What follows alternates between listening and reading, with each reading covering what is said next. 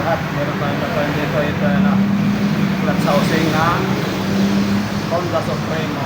Ayan, kanyang clutch housing. May dalawang spring.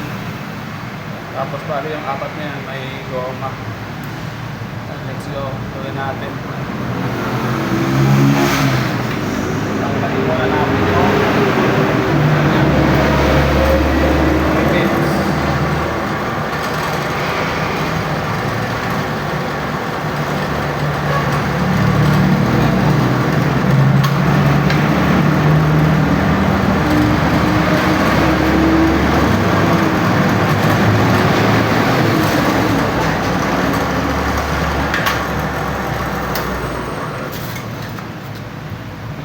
Tapos pagkonsumin lang natin to. Ano lang kayo, kahit yung anong matulis dyan, kahit concrete nail, asahin nyo lang para may tulak nyo yung pinaka rematse. Ayan o. Ayan, yung rematse yan. Bali apat.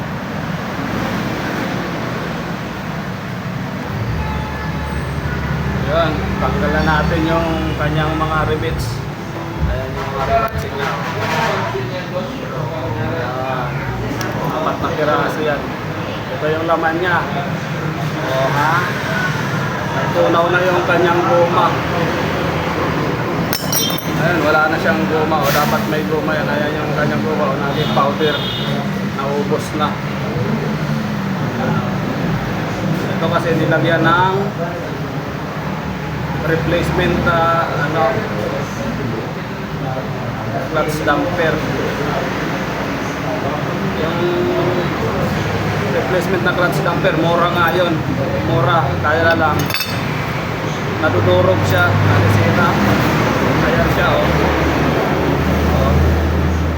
pagka nadurog, bumabara sa mga oil passage sa makina ng motor. Kaya kumakatok yung makina, nasira yung block. Yung kanyang connecting rod. Yun, pati yung kanyang mga bearing sa cams. Yan. Kasi pag bumara sa yan, kapag bumara sa mga daanan ng langis, wala nang aahon na langis sa cylinder head. Pati doon sa kanyang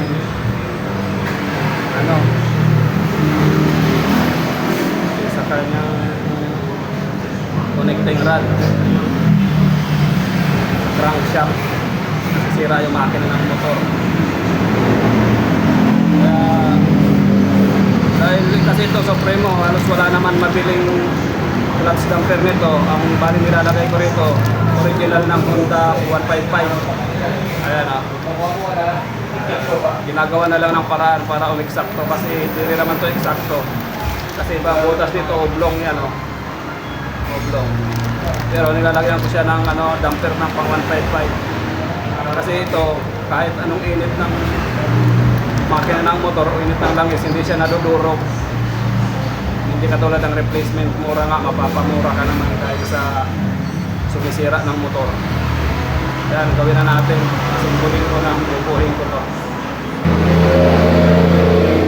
Yung goma niya, yung damper, magkaiba sila. Kasi ito, oblong. Ayan, naka-oblong. Hindi siya sukat na sukat. Kaya kailangan gawa ng paraan para pumasya.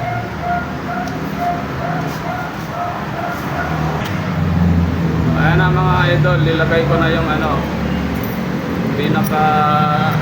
yung goma niya. Ayan. Ayan, ginawa ko yung para pumasya lang dyan. Kasi wala mabibili kasi na nito para dito. Nilagyan natin ng original na pang TMX para matibay. Hindi natutunaw ng langis, ng init ng makina. Ayan, let's go.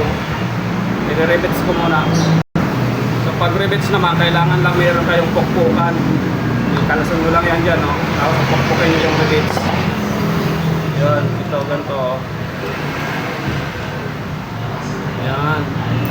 Tapos italagay nyo ulit yung takip, kasi may takip pa siya ganyan lang. Ayan yung rivets. Pukpukin nyo lang yan. Ayan, para hindi mag-iwa-iwalay.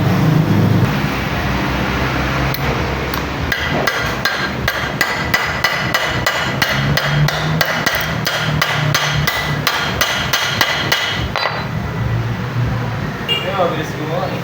Oo. Ito na yung ano, tapos natin na ginawa. Ayan, na-rivets na yan. Ayan, oh. Bali, ito nga pala, makikita nyo rito, may mga dating grinenderan. Grinder to nung unang gumawa. Ayan, oh. Pag dito sa amin, binabarin na ko yan para hindi ganyang ka, ano yung itsura ng cover. Ayan na siya. Walang kalog.